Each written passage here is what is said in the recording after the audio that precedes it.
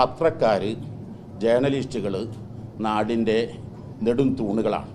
അവർ ആരാണെങ്കിലും ശരി, ഏത് വിഭാഗമാണെങ്കിലും ശരി, അവരെ ആക്ഷേപിക്കുന്നതും കുറ്റപ്പെടുത്തുന്നതും ശരിയല്ല എന്ന് പത്രപ്രവർത്തകൻ, ജുഡീഷ്യറി, ലെജിസ്ലേറ്റീവ്, എക്സിക്യൂട്ടീവ് കഴിഞ്ഞാൽ ഡെമോക്രാറ്റിക് കൺട്രിയിലെ ഏറ്റവും നാലാം തൂണാണ് ജേർണലിസം.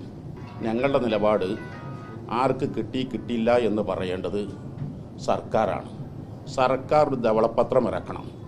എത്രയാണ് ഇവിടെ ഓരോ സമുദായത്തിനും കിട്ടിയത്, എത്രയാണ് സ്ഥാപനങ്ങൾ എന്ന് സർക്കാർ ധവളപത്രം ഇറക്കണമെന്നാണ് ഞങ്ങളുടെ അഭിപ്രായം.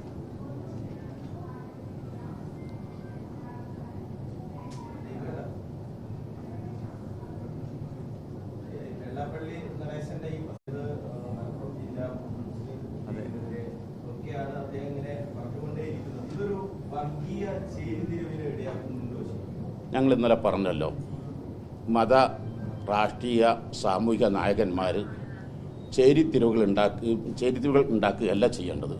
പരസ്പരം യോജിപ്പിക്കുകയും ഒന്നിപ്പിക്കുകയുമാണ് ചെയ്യേണ്ടത്. വെറുപ്പും വിദ്വേഷവും ഉണ്ടാക്കാതെ സമുദായത്തെയും സമൂഹങ്ങളെയും ഒന്നിപ്പിക്കലാണ് പ്രത്യേകിച്ച് നമ്മുടെ നാടുകളിൽ ഇതുപോലുള്ള മതേതരത്തിൻ്റെയും മതസൗഹാർദ്ദത്തിൻ്റെയും നാട്ടിൽ ചെയ്യേണ്ടത്. അതേ സ്ഥാനത്ത് ഇത്യാദി പ്രവർത്തനങ്ങൾ വമ്പിച്ച പ്രശ്നങ്ങളെ ഉണ്ടാക്കൂ.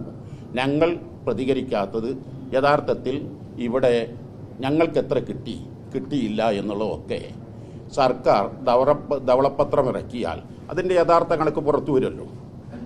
ഓരോ സമുദായത്തിനും എത്രയാണ് കിട്ടേണ്ടത് എന്നുള്ളത് അനുപാതമനുസരിച്ച് കിട്ടിയോ ഇല്ല എന്നത് ഒരാൾക്കും അതിൽ പിന്നീട് തർക്കിക്കാൻ യാതൊരു അവകാശവും ഇല്ല.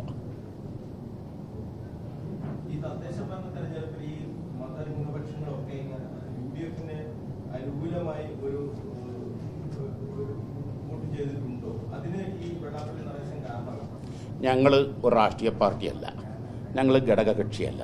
ഞങ്ങൾക്ക് വോട്ടുണ്ട്.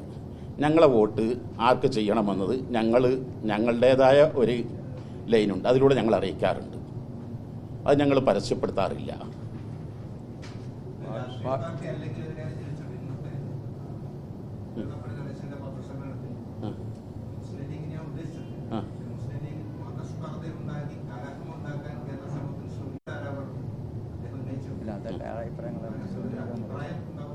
ഞങ്ങൾ എപ്പോഴും പത്രക്കാർ, ജേർണലിസ്റ്റുകൾ നാടിൻ്റെ നെടും തൂണുകളാണ്.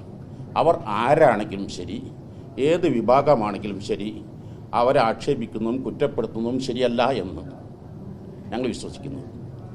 ഏത് പത്രപ്രവർത്തകനാണെങ്കിലും, ഏത് മതവിഭാഗമാണെങ്കിലും പത്രപ്രവർത്തകൻ, ജുഡീഷ്യറി, ലെജിസ്ലേറ്റീവ്, എക്സിക്യൂട്ടീവ് കഴിഞ്ഞാൽ ഡെമോക്രാറ്റിക് കൺട്രിയിലെ ഏറ്റവും നാലാം തൂണാണ് ജേർണലിസം. അപ്പോൾ പത്രപ്രവർത്തകരെ മാന്യമായി പെരുമാറണം. അതെല്ലാ വിഭാഗത്തോടും ഞങ്ങൾക്ക് പറയാനുള്ള അങ്ങനെയാണ്. പക്ഷേ ഞങ്ങൾ ആരുദ്ദേശിച്ചാലും ഉദ്ദേശിച്ചില്ലെങ്കിലും ഞങ്ങൾക്ക് പറയാനുള്ളത് ഒരു പത്രപ്രവർത്തകരോട് അങ്ങനെ ചെയ്തത് ശരിയായില്ല.